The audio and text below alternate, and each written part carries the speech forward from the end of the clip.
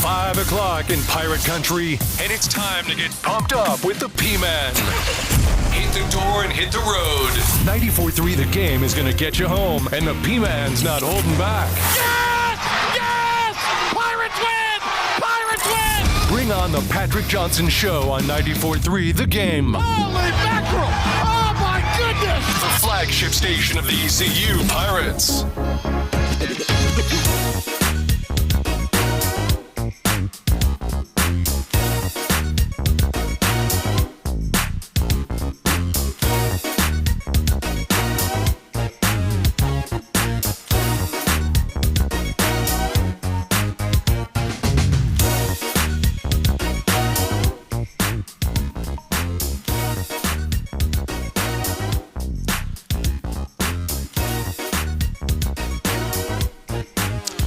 All right, welcome in, everybody. Patrick Johnson here with you as there we go. There we are. Thank you, guys. All right, Patrick Johnson here with you. First one, working the wrinkles out. That's okay. You know, nothing's perfect in this world. Trust me, I know better than anybody. Let's see. Welcome in. If you're with us here on our social media, we are doing this live at 10 o'clock in the morning. If you are with us in the afternoon on radio, we did this earlier today. So that breaking news that is happening, well, I couldn't announce it before it was breaking. So there you go. All right, welcome in. I've got a great show planned for you today. We are going to cover the Pirates in pretty good detail with the one and only Stephen Igoe from Hoist the Colors 247 and the Hoist the Colors radio show, which returns to Greenville and 94.3 The Game on August 14th. So a couple of weeks, or a week actually, from Monday.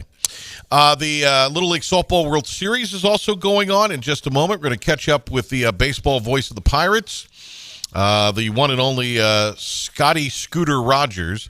We're going to talk a little bit to Scoot about what is going on with that. He'll be involved behind the scenes with the Little League Softball World Series. Plus, Philip the Ref Pilkington will be here.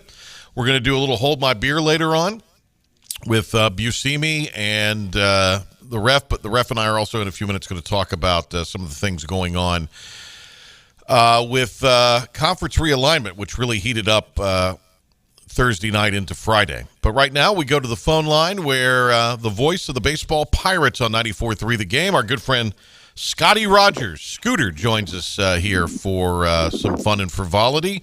Scooter is the media liaison for the Little League Softball World Series, which gets underway Sunday in Greenville at Elm Street Park. My friend, how are you, buddy? Doing good, Patrick. How are you? I'm doing well. Guys, give me a little more Scoot in my ear there. You can never get enough Scooter in your ear, by the way, there.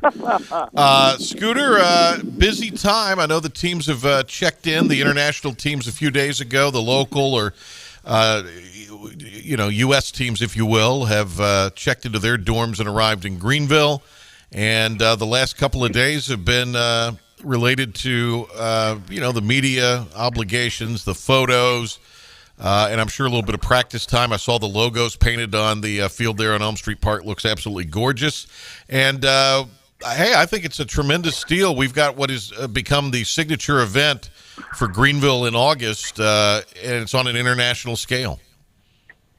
Yeah, absolutely. I mean, you have 4 international teams, and so you have 4 different countries represented in this event. And, of course, you have 7 or 8 other teams from around the United States converging on Greenville all the way from Oregon to, right here in Pitt County representing this year. And so when you have all those different teams coming to Greenville, of course, you have fans, you have parents, and, of course, you're also just softball fans looking for good softball here in Greenville. And so it's great to be able to showcase Elm Street Park in person and also with a national television broadcast as well. On the line with us is Scooter Rogers, ECU Radio play-by-play man. He's the media liaison during the Little League Softball World Series. Scooter also involved heavily in Greenville Little League and is a Greenville original and an ECU grad. Graduated in the spring but got the hours finished over the summer. So let me congratulate you on that, Scooter. That's a big accomplishment, and I'm proud of you. Well, thank you, Patrick. It was good to get that email from the registrar's office a couple days ago that said I was officially graduated, and it's a complete honor to be a graduate of East Carolina because it's a school that I have grown up around, being in Greenville my entire life. Of course, cheered so hard for East Carolina athletic teams over the years, and to say that, you're officially a Pirate as an alum is pretty cool to say. Hear, hear. And when I got my degree years ago, it was the same thing. Let me tell you, and I mean, I wasn't graduated old lawdy, but after my first semester as a freshman, I figured pretty quick, if I want to stick around this place, I need to shore up my act a little bit. And I did, and actually ended up with a pretty good, if you took out my initial GPA, I was a pretty good student. But that first semester GPA, I quickly realized you are not going to do everything. There's something to do every night. Choose wisely. That's what I guess is the best way to kind of put it after my freshman year. So you're exactly right. Yes, choose wisely. And I actually started my college career. I went the two-way route at Pitt Community first, and then transferred into East Carolina. And obviously Pitt Community is a great school as well. But yeah, as you said, it's been tough the past 2 years. Obviously juggling the ECU baseball season and classes at the same time, but I wouldn't have traded it for anything. The great Scooter Rogers is with us here, media liaison during the Little League Softball World Series. Scooter, for those that maybe don't know the format and how many teams are involved and when everything gets underway, kind of take us through the weekend and into next week. Yeah, we get underway Sunday morning at 10 a.m. First few days will be 4 games a day, and then once you get deeper into the tournament, we go down to 2 games, and it's 2 different brackets, the purple and orange bracket, which are the 2 main colors that Little League has for softball, and you have 2 different brackets. They meet up in the end of the championship thing. It's modified double elimination, so essentially what that means is it's double elimination up until you get to the championship round of the tournament, then it goes down to single elimination. But yeah, I mean, it's a 12-team tournament. You have 8 American teams, 4 international. It's different from baseball where you have that U.S. bracket and then the international bracket. Here in softball, they're all intermingled with each other on a random draw. But it's a great format. We expanded last year to go to 12 teams. This used to be a pool play format before it came to Greenville, and then when they expanded the U.S. regions, had more U.S. teams come in, they made it into bracket play. But last year was our first year with it, and it worked out great. Bracket play, in my opinion, is a little bit better than pool play these days. And so gives those teams, obviously a little bit more time here with bracket play because it's spread out more, especially if you lose the game in your first round. But, that's your basic tournament format. And then when you look at the TV perspective of this, the first few days are on ESPN Plus. And then once we get to about, I would say 3 or 4 days left in the tournament, that's when it switches over to that national TV coverage, anywhere from ESPN to ESPN2 on those last few days. And then the championship game this year will be on ABC. The Alphabet Network. First time ever. Yeah. That's right. The first time ever that the Little League Softball World Series championship game will be on ABC this year. And so that's a really cool thing because, as I tell people, ABC, you don't have to have cable to get that. You can stick up your rabbit ears and get ABC. And so, when you have that big of a national audience, it shows, how well this event is growing, and, ESPN notices that. And so putting us on ABC for that championship game this year is couple really more special. Quick questions for Scooter Rogers here. The Pitt County team has obviously become one that is of great local interest. They won their way in by winning the Southeast Regional. You were there in Warner Robins, Georgia, and saw this team play. When will they play? And of course, you're involved with the event, but you have a pretty good eye for this. What about that team impresses you? But first up, let's ask you when they play in the opening game for them in the event. Yeah, Pitt County won the Southeast Regional down in Warner Robins this year. So when you're looking at the schedule anywhere that says Southeast, that would be the Pitt County team. But they get their tournament underway Sunday night at 7 p.m. against the Southwest champion from Hewitt, Texas, which that Texas team, same league, won the World Series last year, and they have 9 girls returning from that team from last season. And so Pitt County will definitely have a tough test on Sunday night, but we are expecting a huge crowd at Elm Yeah. Street Park for that game, and so it is going to be a wild environment down here Sunday night for Pitt County's first game. Yeah, I'm looking forward to watching that one. Scooter, the tickets are free, so if you want to get there to watch Pitt County play Sunday night, you need to get there probably early, don't you? I would suggest that you get here probably for the start of that 4 o'clock game. Yeah, for them. at the least, at the General very public, least. Yeah, absolutely. And, the way it works is the stadium seating. The majority of the actual stadium portion, there is reserved seats for, the parents, the players' parents, and also some other people. But there is a few general admission seating in the actual stadium. But then everywhere else around the ballpark that's not blocked off. Many people that have been here for some of our bigger baseball games know the deal. If you see grass or an open seat anywhere else, you take it and you can sit there. And, we saw it last year when Pitt County played in the World Series, how big the crowds were. And everybody kind of knows the deal locally here. And it's cool. It's a very cool look on TV. Oh, yeah. When you have open areas and people are basically trying to just find a place to stand for standing room seats. But, general public parking is the College Hill lot at East Carolina. You just take a quick walk down the Greenway to get to Elm Street Park. And I would suggest, too, if you want to get here for that Pitt County game on Sunday night, you probably park very early in the day to make sure you have a spot in that lot because, as they said, we're expecting a pretty major crowd for that game at 7 o'clock Sunday night. Scooter Rogers, media liaison during the Little League World Series for softball here in Greenville, which gets underway Sunday. The Pitt County team will play at 7 against Texas that night.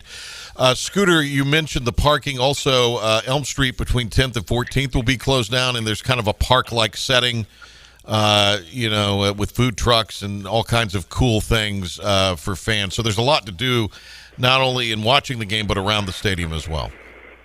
Yeah, absolutely. We're going to have an expanded what's called the fan zone this year in the parking lot, which is a lot of the sponsor activations with Little League's major sponsors setting up booths in the parking lot. And we'll have food trucks lined up and down Elm Street this year like we have the past couple of years. And so we make it into that, kind of big-time environment to give the fans, a really good experience as well because this event is so special, with it being just 1 week a year. We try to go all out for it and just make it a really great event because it's been so special the past 2 years. And, last year was tough that very first year in 2021 because we were still dealing with all the COVID protocols and everything like that. Last year we had very minimal COVID protocols. So this is the first year that we don't have to worry about anything with COVID from a team perspective, fan perspective, everything. And so we're really going to be able to showcase Greenville this year and give these girls and fans a really good experience. Hey, Scooter, last thing for you here as you get ready for this event. There's a Fan Fest Saturday. What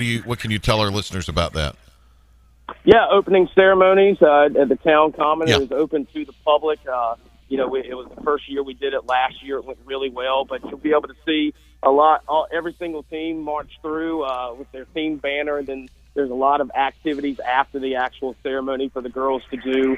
I believe it's a 2-hour event. I believe it starts at 6 o'clock. Don't hold me to that just because there's a lot of things going on right now. It's kind of hard to keep the schedule up to date in my head, but that's a really cool event too. The city of Greenville takes charge on that opening ceremony event, and they do a great job with it. And so that's going to be a really fun thing to see tomorrow night at the Town Common to really kick off the World Series. Hey, Scooter, always great to talk to you, my friend. I'm sure I'm going to be talking to you later today. If you're with us, we're, of course, live on Facebook and all of our social media video platforms, re-airing on radio today over the Fresh Show in the 5 o'clock hour on 94.3 The Game and the IBX Media app. But, Scoot, I'm sure we'll be talking later today. I hope you're well, buddy, and thanks for coming on with us.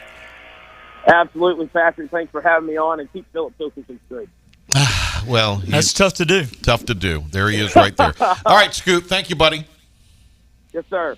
There he goes. Scotty Rogers. Always good to talk to him. You heard Philip Pilkington. He's with us here now, and Philip is in the house today helping Michael Buscemi produce this. Appreciate those guys. We did talk at the town this morning, and it was a lot of fun. Got a lot of great feedback from that. The power of the TOT. Pilkington, by the way, the TOT audience loves him because he's a rock rib conservative for sure. Hey, let me ask you this, Pilk, and this is what I kind of want you to report on here. We have that it is going to be some major changes coming with college football Yeah. and major just college sports with conference realignment. So what was the big report that is confirmed from overnight? Well, from over the night, it was the Big 12 has approved Arizona to come.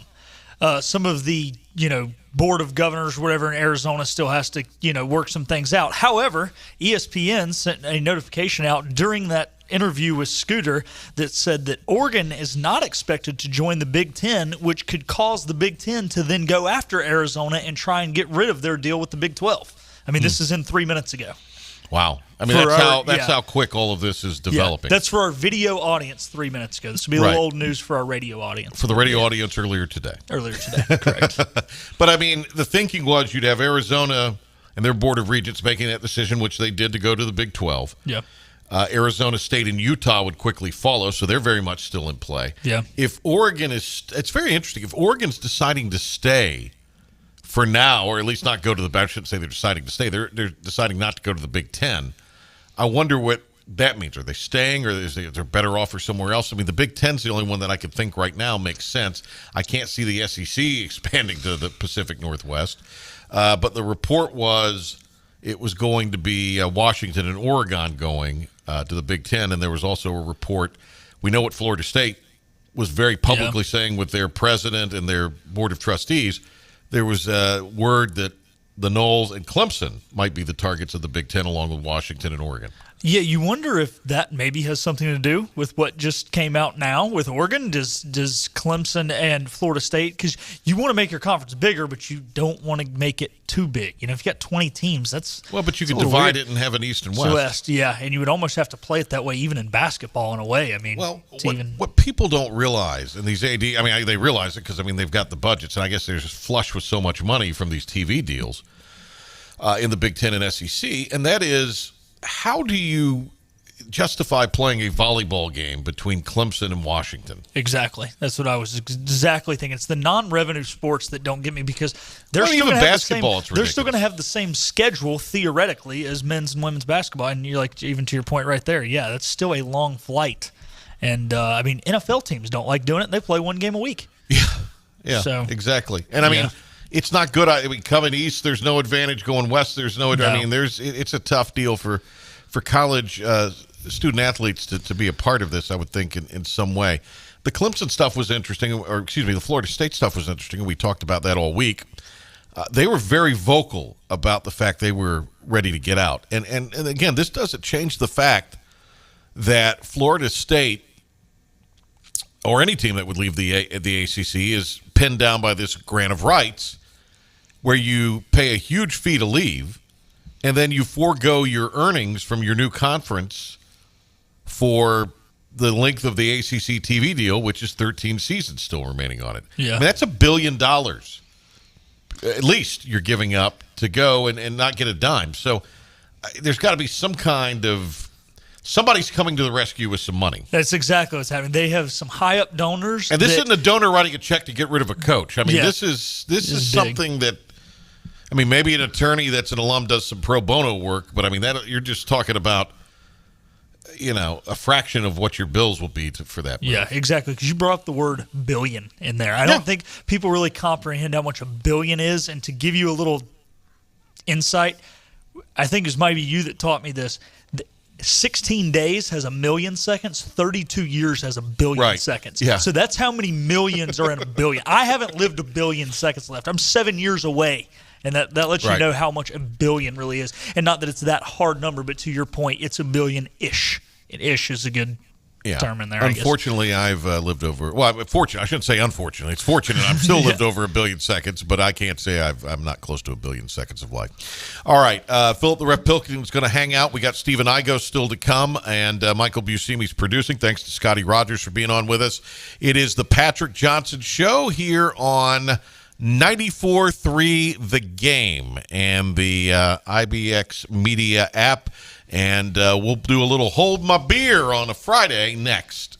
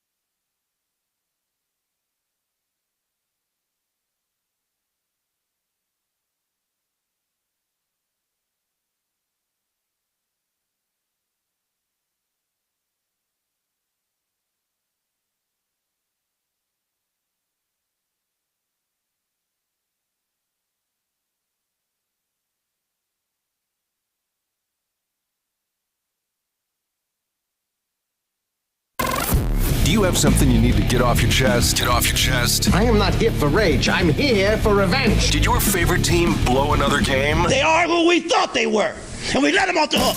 Or is there just something that's driving you crazy? I'm as mad as hell, and I'm not going to take this anymore. It's time to let it all out. You have made me very angry. Very angry indeed. With another edition of Hold My Beer. Hold My Beer. Oh, there we go. A little Hold My Beer. If you're not familiar with Hold My Beer on the Patrick Johnson Show, it's kind of what grinds your gears. And it can be about anything. It doesn't have to be about sports. I'm not going to stick to sports in mine. Not today. Wow. I'm not. Philip the Ref Pilkington is here. Michael Buscemi going to play Hold My Beer for the first time. Can we get a camera on Michael? I'm messing with him. He doesn't want to be on. No camera. No camera. That could be his Hold My Beer. That's my Hold My Beer. That's Michael my needs to Hold be My on Beer. camera. I don't like being on camera. I know you don't. All right. Hold my Michael, you just pay attention. You'll figure out how to do it. Hold my beer. You say that before. Hold my beer. I'm not sticking to sports. Politics in this world. Oh, goodness. I've been told I'm not allowed to talk politics on this station. You're breaking the rules that you set for me. Well, it's my show. All right. So Fair enough. what drives me crazy, and I'm not saying that there's not anything to these indictments that the former president is facing. There could very well be. It'll all be played out in court. We can argue whether they're legit or not. We can argue the motivation for it. Sure. But there's other stuff happening with the current president that just doesn't get covered. And that's my frustration, is the media. So I guess it's more or less politics and more just about the media picking and choosing and the spin and all that. And we see it all the time in the sports media. We did the Dan Wolken thing yesterday where he talked about Arizona likely going to the Big 12. Of course, Philip the Ref Pilkington telling us that it appears they could be headed to the Big 10 now. And you've also got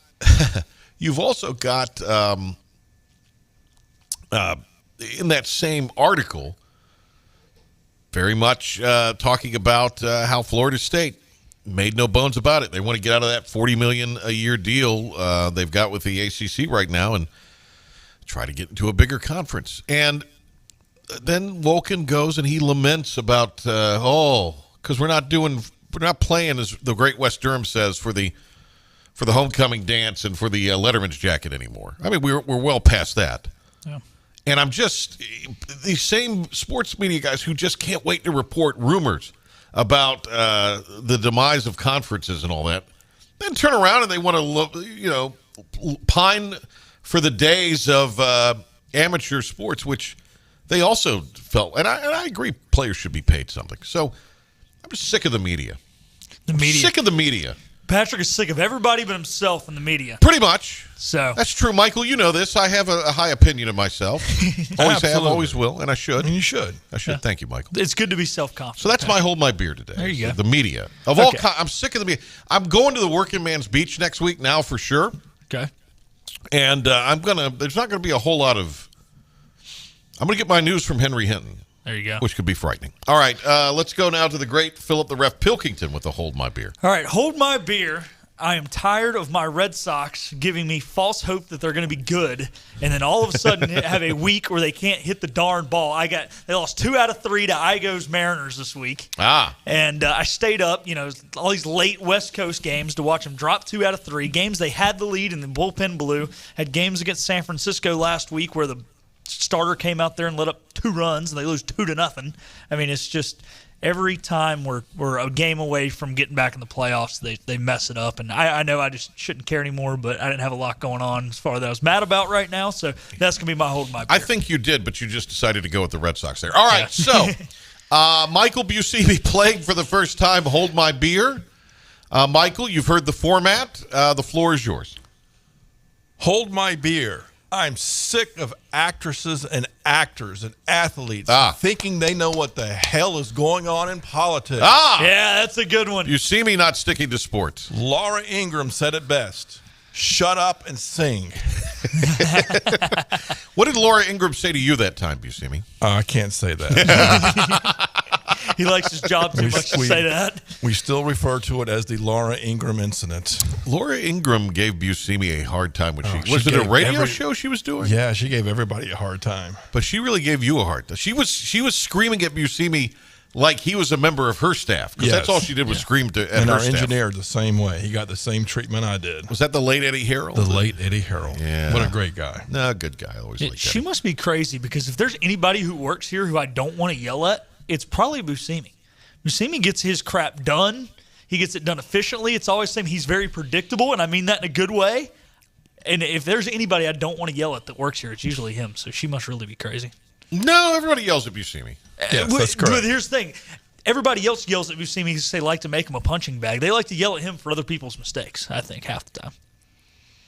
Boy, you're treading on some ice today, here, aren't you, Pilkington? I mean, there's a lot of things I could. There's a lot of things I could have said, but I opted not to. I was trying to be nice to Buscemi and make it a short statement. You're over here baiting me into saying stuff. But then you got off on some tangent. I love Buscemi. I'm not trying to dog anybody else. I'm just saying Michael is one of my favorite people. Sound like it to me. Sounds like you're dogging on some people here. So it was nice knowing you. All right, that is Hold My Beer for this edition of the Patrick Johnson Show. Buscemi, nice job. That wasn't too bad. Thank you. Not too bad. I don't know if we'll have you back. Probably not. All right. Pilkington is here. We'll hear from him a little more later on.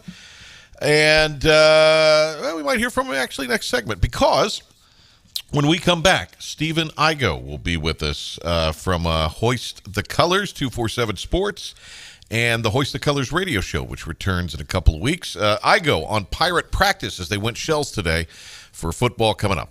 We're back in minutes with more of the Patrick Johnson Show on 94.3 The Game. You should go have that tested. Make sure to listen or watch now on the new IBX Media app. Get it now in the App Store or Google Play.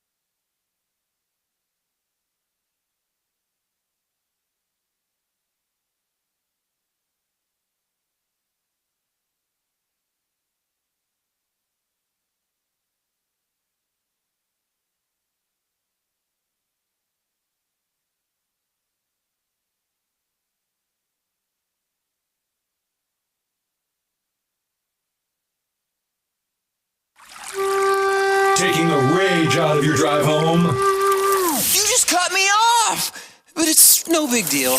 Patrick Johnson on 94.3 The Game and the new IBX Media app. Well. Here we are on a Friday in the studio today. I'm Patrick Johnson with you on the show. It wouldn't make much sense if it were the Patrick Johnson Show and I was not Patrick Johnson, would it? We have some news to tell you about as far as the grant of rights go with the Pac-12. So they could stay together. This has just come in the last couple of minutes if you're with us live on the morning social feed. Grant of rights is going to be signed today, it appears. There was the media rights offer with Apple, I guess, on Monday. Multiple Zoom meetings this week as a result of that, and it appears that Arizona is now fully committed to the Pac-12, so much that one participant said if Arizona leaves, he should win an Oscar. All right. A couple weeks, actually about a week, I think it is. Is that right? A week from, or is it 2 weeks? Well, we'll find out. Stephen Igoe is with us here from 247 Sports, Hoist the Colors, the Hoist the Colors radio show here on 94.3 The Game. And Stephen, I don't think I'm telling tales outside of school when I say you're going to be involved with our Pirate Game Day Countdown this year as well. So I'm excited about that. We discussed that yesterday, and we've talked about it, I know, previously. So my new BFF, the great Stephen Igoe, joins us here on the Patrick Johnson Show. He's been out at Pirate practice all morning. Stephen, what's going on with the Pirates as they go to Shells today?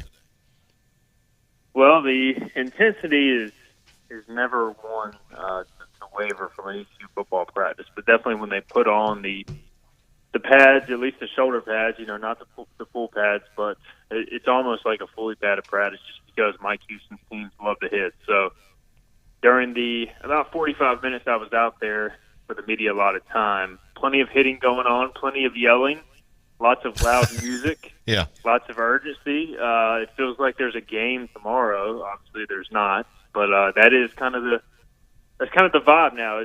There's no wasted moments or no wasted minutes out of practice right now. A lot of intensity and a lot of trying to get this team better in a hurry. Yeah, absolutely. You've said on our airwaves, you feel like this team is not as well. Nobody's really saying they're talent deficient. You feel this is a really talented roster. Let's just say, right. The experience, I think, is the question, and Mike Houston said it this week. Who's going to step up in certain areas? But I think when you look at this roster, it's a Mike Houston roster in the sense the explosiveness of the athletes, the physicality, particularly of the linemen. When you look at this group, do you look at them and say, okay, I see now where Coach Houston was going with all this? Yeah, I mean, I feel like from top to bottom, roster-wise, they got 120 guys out there, and, clearly not all 120 are going to play. But I just feel like the overall depth and the health of the roster is as good as it's ever been from top to bottom. I mean, you don't – there's not a single position numbers-wise in terms of going three deep that I really don't feel good about. If I had to pick out one, it would probably be offensive tackle. But, I mean, you can go to any college football program in the country. It's just hard to find 6'5", 6'6" guys who are long and can move. So I would say offensive tackle is the one position I would not say they're really 2 to 3 deep solidly in. But they can get by there, as these few teams have for many years. But everywhere else, man, they've recruited the defensive line extremely well. Their running back room's deep. They've got obviously 2 talented, capable quarterbacks that can go in and run the offense. They got plenty of receivers. Who's going to be the receiver is the question. Defensively, I think they're 3 deep across the board at every position. You don't have the experience you want, although I do think you have the talent and the speed and the length. And the other factor is, Patrick, who's going to be the guy on game day when it's 3rd and 8? Everybody knows he's getting the ball. Who's going to emerge as that guy? Who's going to emerge as obviously your offensive leaders? Is it going to be Mason Garcia? I mean, I just feel like so much rides on the quarterback position because the team aspect is there, I think, from a talent perspective. Now you need the, like Mike Houston said, the guys to rise up and become those guys and lead the team. And I think the quarterback has to be one of those along with some other people. 10 days from now, a week from Monday, it'll be the Hoist the Colors radio show. It returns here on noontime on 94.3 The Game and the IBX Media app. Stephen Igoe hosts it. Stephen is with us here on the Patrick Johnson Show this afternoon. And if you're with us on our social media feed this morning, he was out at Pirate practice.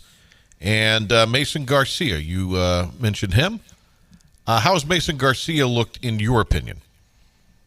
I think he looks really sharp. I think, we only get so much live team practice action, but from what I've seen and have been able to see, he looks really good. I mean, he's throwing the ball as accurately as he has thrown it. I mean, there was one interception I've seen early in camp, but that was he threw a one-on-one ball downfield, and Siobhan Rebel, one of the corners, I think has a chance to be really good, step up this year. Just made an excellent play over the receiver. So Mason's looked good. He, I think, has gotten better every offseason in the program. You know, for him, it's just a matter of he's got to go out there and get the confidence. I mean, I think he's got the talent, there's no doubt, and I think he knows the offense. He just needs to see an opposing defense on game day at this point, react to it, learn from it, and we just have to get to that point. And unfortunately, due to him not getting a lot of live, meaningful reps over the years due to Holt Naylor's continued presence in the lineup, it just means Mason's one of his first times is going to be at Michigan against one of the best teams in college football, which isn't ideal, but hey, you got to get through it, and he'll learn from it and be better because of it. Yeah, hey, Steven, you mentioned the play made by a defensive back, and that is one of those position groups that has had a lot of turnover, this offseason. And one of the things that, we kind of talked about in your show is they added a lot of length. Have you seen that, kind of play out in your time there watching, full 11-on-11 or even a 7-on-7 period? Yeah, I mean, I think that's the biggest noticeable difference for me with this defense is just the length and the versatility in the second level and in the third level of the defense. The defensive line, they're more like squatty and powerful, more so than lengthy, but they have added some lengthy options on the edge. But the biggest thing is in the secondary, and really with the nickel position, the Sam linebacker position, which is like a hybrid, defensive back / linebacker. All those guys are 6'2", 6'3", long arms, can run. You added Ra Dilworth, UNC. He's going to play. He runs a 4.4. He's 6'1.5", 200 pounds with long arms. At safety, you got guys who are 6'1", 6'2", long arms. Siobhan Rebel, I mentioned, he's a 6'2", 180-pound cornerback with long arms and runs a 4.4. So I just feel like talent-wise, they look the part. Now, they just got to go out there and play the games, and we'll see how it all plays out. But you've definitely seen that early in practice. The throwing lanes that maybe we saw last year wide open that led to so many big plays with the opponents haven't been there necessarily. It's a good sign. Stephen, I think, Stephen Igoe, by the way, joining us here on the Patrick Johnson Show. Hoist the Colors Radio returns to 94.3 The Game and the IBX Media app at noon on Monday, August 14th. Stephen, I'm really the thing I think East Carolina has going for them, even though there are some new faces and guys in different positions, maybe different roles. I think defensively what Blake Harrell does from a motivational standpoint, but also schematically, gives the Pirates a real puncher's chance in a lot of these road venues, especially early. If it takes the offense a little while to sort things out, you have a defense that is better than bend don't break, I think. But you have so much versatility and interchangeable parts that Blake Harrell can get really creative. Yeah, I mean, that's a good point. I feel like he is one of the more multiple defensive coordinators in the American and then probably college football. I mean, he throws a ton at opposing offenses, and the biggest thing is with so many guys, we talk about all this inexperience, but with so many guys back up front along the defensive line, he really doesn't even have to worry about that unit. So they can do a million different things up front in the trenches and kind of build from there. What I am interested to see is, hey, how much do you throw at Michigan game one? Because they've been putting in a lot of stuff this offseason. My thing is, all right, do you go out and use it all in Michigan and try to really get them out of sorts and actually go try and, maybe try and keep it close, and then if it's close at halftime, go in the second half, do a little bit more stuff, but right. Or do you want to save it for Marshall, which on paper is a more winnable game and maybe a more important game? Because if you show all that on film game one, then Marshall can prepare for that for week two. Now, I'm sure they're going to have different things prepared for both opponents based upon strengths and weaknesses, but that's got to be something the coaching staff is talking about too, because you don't want to go out there game one and, shoot all your shots and then be, not have much in store for App and Marshall the following week. Come on, Igo. You got to be like Pilkington when he's out on Fifth Street on after a Pirate game. You got to shoot your shot, baby. You got to shoot your shot. We got the great Stephen Igo from 247sports.com and hoistthecolors.com, the preeminent voice for ECU athletics as far as coverage. Stephen is the beat writer, and he is just fantastic at what he does. Stephen, let me ask you a little bit about the special teams situation. There's been guys brought in to create competition. There's been guys in to maybe win the competition. The kicking game and execution thereof left a lot to be desired last year. You could certainly make the argument it cost ECU 2 victories. Did win them the game in a sense at BYU. The punting game, I thought the field position battle last year, East Carolina was on the wrong end of that. I don't know what the statistics bear out, but it just seemed like when the Pirates needed a punt to flip the field, they never got it. And I really think now Mike Houston feels he's gotten the best options possible to foster that competitive preseason. And I think you've got even some guys that can come in and help with the return game. Yeah, I think he's done exactly what you said. He's added competition at really every spot, but especially you look at punter and kicker. He brought in experienced transfers at both spots. He brought in a punter, Archer Trafford, who is a graduate transfer from Mississippi State, who has punted for 2 years at a high level. Obviously, he will compete with Luke Larson, the oldest man in college football. That was verified earlier this offseason, by the way, the Aussie punter. So those two guys will go at it. And then at kicker, you've got Jerry Rice. No, not the Jerry Rice, but a 5'8" white Jerry Rice transferring in from BMI. He has joined the program as a all-conference kicker from the FCS ranks, and he will compete with Andrew Conrad, who hit the game winner last year at BYU, and also Carson Smith, who's a returning kicker as well. So you got really, multiple guys there at each spot that have kicked in live games, done it with success. Now you're looking for that consistency, and that competition continues through long snapper, return game. You have Josiah Hatfield, Javius Bonds, a freshman who can run it back with great speed. You've got some other guys involved there too. So, I mean, it really is competition and open competition at every single position. And I think that's just a Mike Houston staple. Stephen Igo's with us. Stephen, what will be the gradual next few days as far as getting towards full pads look like? So today was, as we said, the first day in shells, and then tomorrow, Saturday, will be another day in shells. They have to have a certain amount of days for an acclimation period before they go to full pads. And they'll take Sunday off. Mm-hmm. And what they're going to do on Sunday is go to church as a team, and then also have a deal where they go visit Joyner Library and the new ECU football, History of ECU Football exhibit, and that is an off day from on-field work. They'll come back Monday. They'll be in shells again to kind of acclimate for the full padded practice on Tuesday, and I think they go full pads again Wednesday, shells Thursday, and then shorts Friday, and then first scrimmage next Saturday. So I would say next week is when it gets really real. As Greg Hudson used to say about shells, you look good in your underwear. It's when you put on the full pads. That's when the rubber meets the road, the proverbial rubber meets the road. So there you go. Yeah, when the football players out there in shorts, it just doesn't look right. So, well, some guys' pants are shorts now. I mean, it's kickers. Yeah, you're right. A few specialists, a few skill guys. Stephen Igo's with us. You mentioned that thing, and Malcolm Gray told me about it at Joyner Library, the history of ECU football, and Dowdy-Ficklin Stadium is included in that. Malcolm worked really, really hard on that, who's the media liaison for football and the director of the sports media relations department.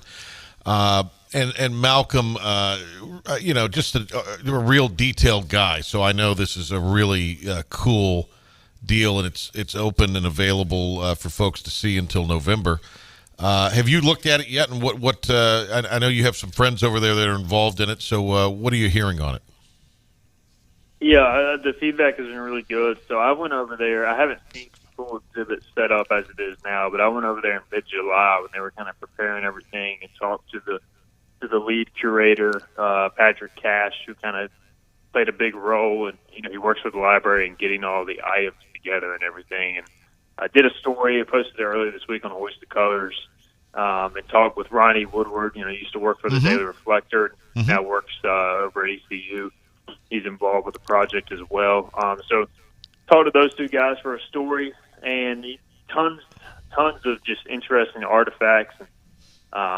There's the one of the coolest things I saw, and they'll have it on display, is they have Clarence Stasovich's handwritten playbook where he drew out every single play. Wow. I think from the 1964 season. You can flip through that and see kind of him pinning out every play, which is hard to believe at this day and age when everything is accessible on iPads. But just a ton of awesome stuff. They've got a game-worn jersey from the Tangerine Bowl, which was the first bowl game ECU played in. Tons of stuff from the Marshall and East Carolina 1970 game. They actually have 15 minutes of raw game footage that they worked on with Marshall to kind of commemorate that date and that being the home opener. So if you got time, definitely recommend checking that out. Join the library. I believe levels 2 and 3. There's 2 different parts of the exhibit, but if you go in there and ask anybody working, they'll point you in the right direction. Yeah, it might be a good thing to do before the students get back to campus, too, if you're looking for something to do. All right, Stephen, what's coming up on Hoist the Colors online? Tons of preseason camp coverage. Obviously, day one, there was a ton of media out there for preseason camp, and then, we're out there every single day, though, throughout the grind of camp. And it's going to get a little tricky when my show comes back in mid-August, trying to do this in the morning and get the show done. We're going to figure it out. But we've got daily practice reports, VIP information for our subscribers on who's looking good, who's playing where, that sort of stuff. Also, photo galleries open to the public, some video highlights as well. So all of that throughout camp, and we've also always got recruiting news as well for ECU football fans. All right, Stephen Igoe, Hoist the Colors, returns to radio here on the 14th on 94.3 The Game. Hey, Igoe, great to talk to you. Have a great weekend, and we'll see you soon. All right. Thanks, Patrick. Thank you, guys. See you soon. There he goes, Stephen Igoe with us here. Back to wrap it up after this. Time for a road trip. More of the P-Man coming up next on 94.3 The Game. Let's get out of here.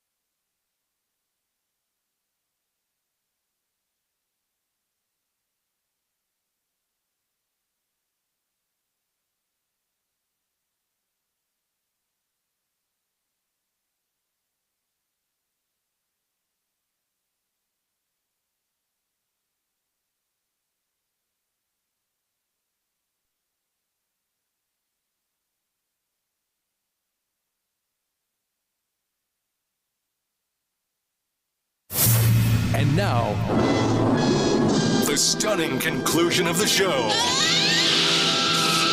It's the P-Man here on 94.3 The Game. Okay, welcome back. Get you to the weekend edition of the Patrick Johnson Show. Thanks to Stephen Igoe for being with us last segment. Always love talking to Igoe. One of my favorite people. He's really good. We will have a weekend away, and one of the last weekends that we don't have something kind of football-y related. I say that, but Pilkington and Clark Willis are going to be out tomorrow after practice, so they'll have some audio for you, or they'll provide us some audio that we'll have for you on Talk of the Town Monday morning, and here on the Patrick Johnson Show Monday afternoon. We're also going to have, that'll be on social media, yeah. So we'll post some of that on social media as well. Follow us there at 943 The Game on Twitter. And give us a like on 94.3 The Game on Facebook. A lot going on around Pirate Nation, and we'll bring it to you next week in live living color. We got some great guests planned for next week. And we've got some great segments planned for next week as well. Fun day today here on the show. Join us Monday as well. Talk of the Town in the morning. We're going to be announcing somebody returning to radio that is a big star in radio circles here in North Carolina. They are making a return to this station and other stations in the East. How about that? We'll have it for you, too, Monday here on the Patrick Johnson Show. So that'll be fun. Hope you have a great weekend and a safe weekend. Thanks to Scooter Rogers for joining us. Don't forget the Pitt County All-Star team plays in the Little League Softball World Series at 7 o'clock on Sunday night against Texas. Opening ceremonies at the Town Common tomorrow for the Little League Softball World Series. Big thanks to Michael Buscemi for his help today. Stephen Igoe, we mentioned. Scooters, we mentioned. Thanks this week to Clark Willis. And the one and only Philip the Ref Pilkington. Great job by him. See you on Monday in the morning on Talk of the Town. And we will look forward to seeing you here Friday afternoon on the Patrick Johnson Show. Always busy. Always something going on. Hey, have a great and safe weekend, everybody. We'll catch you on Monday.